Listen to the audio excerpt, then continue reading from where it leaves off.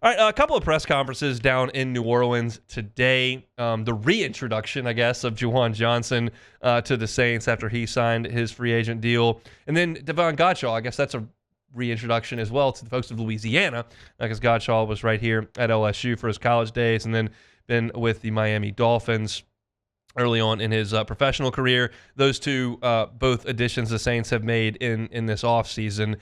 And when I look at those additions, I gave you my thoughts last week on Juwan Johnson. I didn't love the signing based on the player, the age, the production, and the salary. I mean, when you look at a signing, you've got to bake in everything and evaluate it at that point. And I don't think Juwan Johnson is a bad player. And I don't think that a $30 million contract over 3 years is a monster deal by any stretch of the imagination.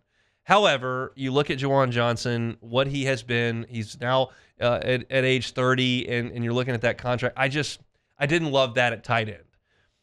Johnson talked about who was courting him in free agency. Not surprising at all. The Denver Broncos were in that number. It seems like everyone who's been in the New Orleans organization gets a phone call from Denver one time or another. And then the Seahawks were after him as well. But Kellen Moore was the guy who actually closed the deal to get Juwan Johnson back to New Orleans. And Kellen Moore is selling Juwan Johnson on a new offense that's going to do some different things with the tight end. And that's the part of the equation that I can't necessarily speak to from here. Like, I don't know what Kellen Moore's plan is to use Juwan Johnson. You're talking about a converted wide receiver who's put on some weight, not a great blocking tight end, not an elite level athlete, and certainly not a young player anymore, but he's been fairly productive. And he last year broke his foot prior to the season, still came out, played in all 17 games, and was okay in what was a very inconsistent offense that had some struggles at quarterback, to put it lightly, and injuries all over the field. But I'm interested to see if they can unlock something different from Juwan Johnson. What I'm comfortable saying is what you've gotten from Juwan Johnson since he got into the league, I don't love paying for that for 3 more years at that price tag.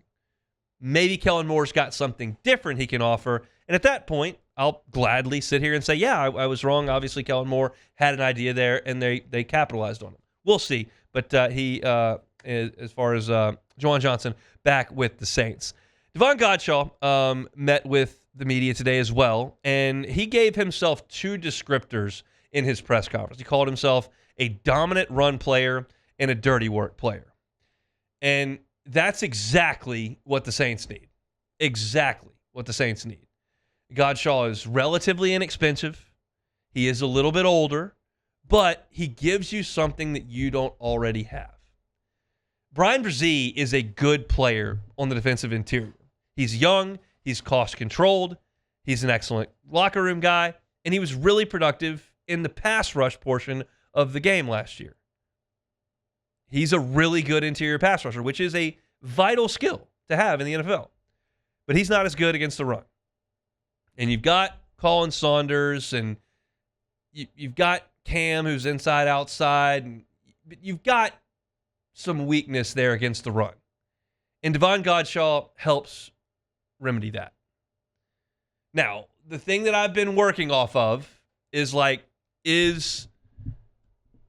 X player that the Saints sign, is he going to be on the next great Saints team?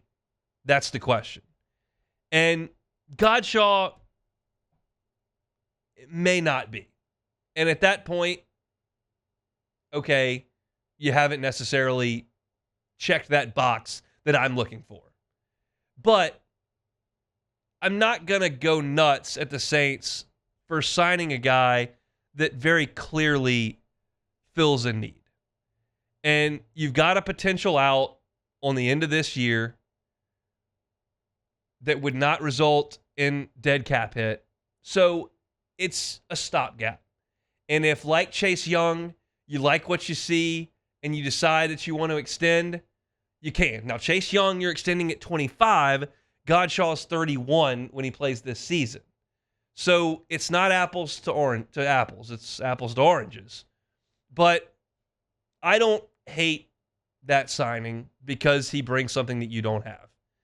I think that Juwan Johnson's a little more easily replaceable, and that's a 3-year deal. So, to me, one of these checks my box. The other one I have a little bit of an issue with, unless Kellen Moore can figure out a way to make it work. And that's something that we'll just have to see.